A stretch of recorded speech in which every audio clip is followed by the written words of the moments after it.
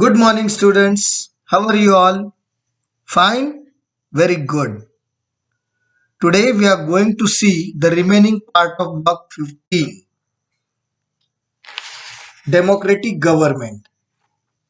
Last time we covered the half part of this chapter in our online session. So the remaining part will continue with this video lecture. Democratic Government. Take out your SST book, content book, page number 20. Government and laws. Up till now you have understood what is government and the two division of the government, that is monarchy and democracy. Now we'll see the laws of government. The government make laws for the country. We all need to obey laws. Without laws, the government cannot function. So laws are very important. Without laws, government cannot function and there won't be any discipline. As I gave you previous example of your school, same like that, if there are no rules, no regulations, there will be all mess, indiscipline, and will not achieve the goal what we want to be. The government ensures that everyone obeys this law with the help of court and the police. Here you can see in figure 4 the traffic police. That constable is working on the road for the traffic rules. And when he see someone is breaking the law, traffic law, he has the right to punish or to ask them for a fine, which is binded by the laws. There is a law that everyone has to follow. Traffic rules on the road while driving a vehicle. If someone is found breaking these rules, they can be jailed or fined by the police. Laws made by a democratic government are meant to protect people and help them get justice. These laws are not only meant to follow us but to get us justice also. If someone feels that certain laws are not being obeyed, they can go to the court. For example, if someone is being treated badly because of his or her caste, they can approach the court to say that the law against discrimination is being violated. There is a law, if you speak anything wrong about the other's caste, that will be a violation of discrimination. And for that, there is a strict punishment in the constitution. There is a strict punishment. So we have to follow this law also. In some In case someone has forcefully taken someone else's land, the person whose land has been taken can report the incident to the police and approach the court in order to get justice. Same as property also, your land, your belongings. If someone takes it forcefully, you have right to go to the court and file a case against that person. Here we will see universal adult franchisee. What is universal adult franchisee? In a democratic government, all citizens who are above 18 years of age have the right to vote. This is called universal adult franchisee. If you cross or if you complete your age of 18 years, you will get a right to vote, and this right is called universal adult franchisee.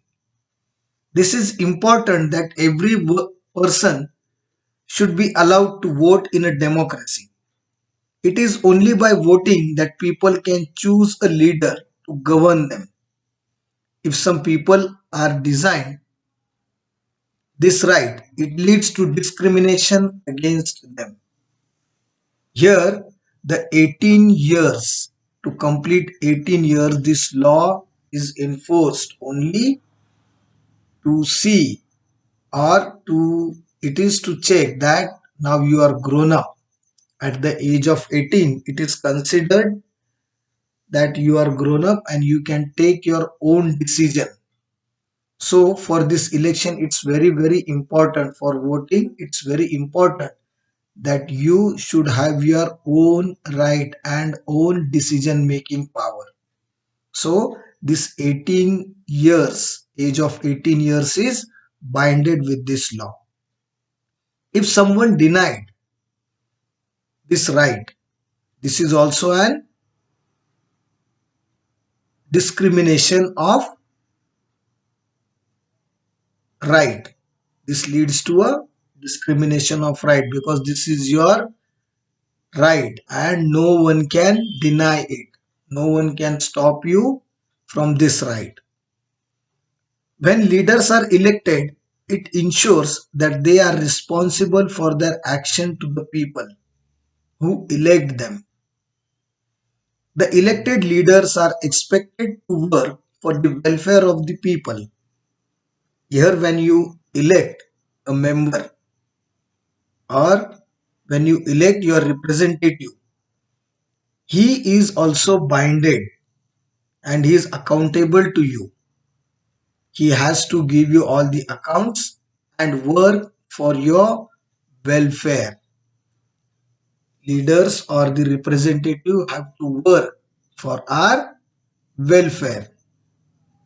For that, we have choose them, we have elected them, and they have to do this work. If they fail to do so, they can be removed from their position as leaders in the next election. And if they fail, if you see within this 5 year that particular representative or leader is not working properly and he is against your welfare or he is not fulfilling your demands, the correct demands, the right demands, so you have right to remove him from that position in the next term.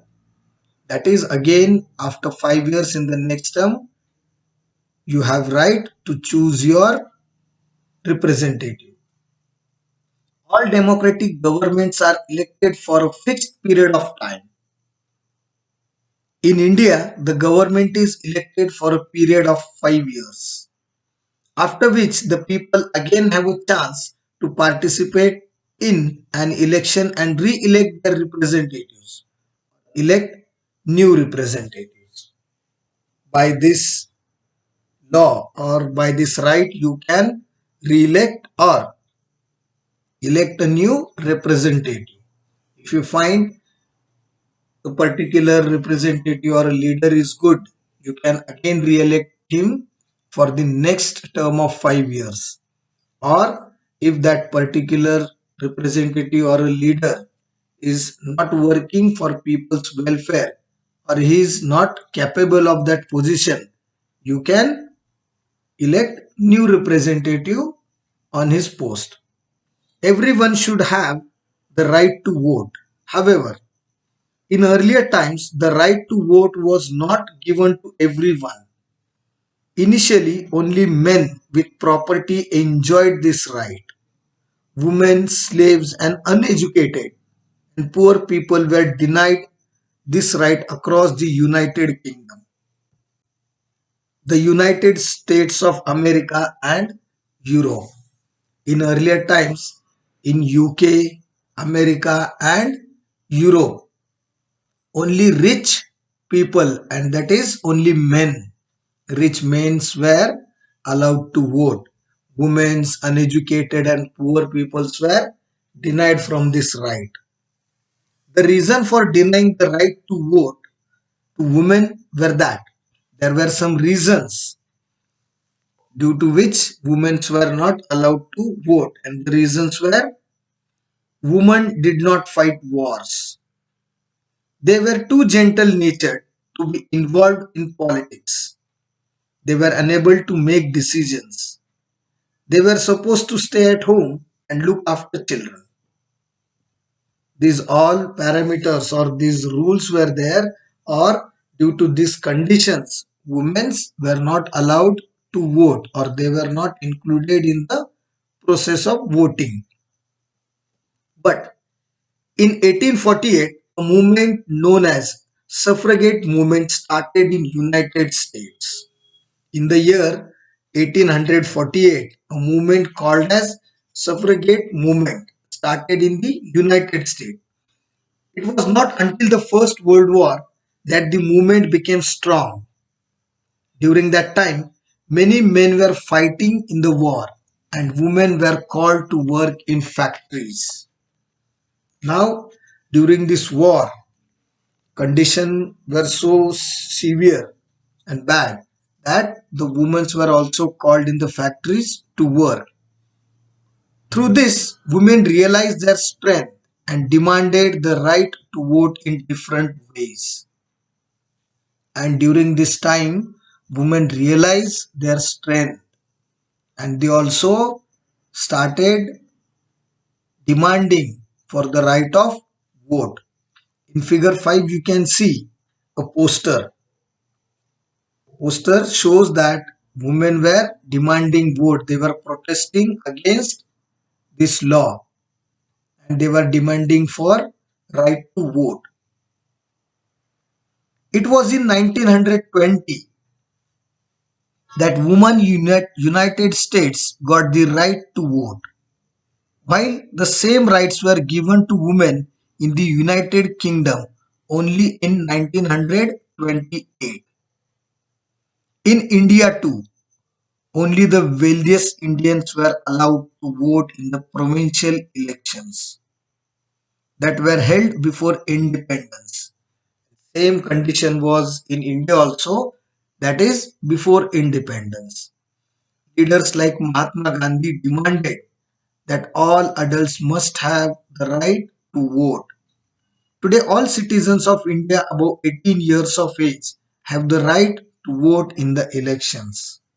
And today, all the Indians they have right to vote, but they should complete their age of 18 years.